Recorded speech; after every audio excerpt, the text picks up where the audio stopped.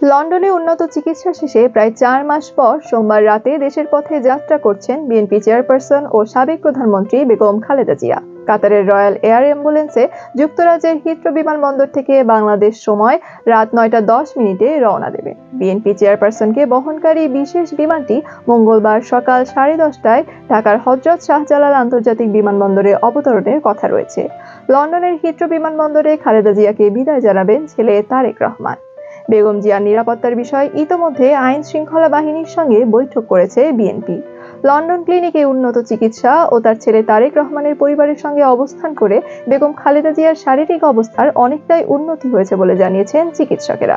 গত ৮ জানুয়ারি উন্নত চিকিৎসার জন্য লন্ডনে যান বিএনপি চেয়ারপারসন খালেদা জিয়া।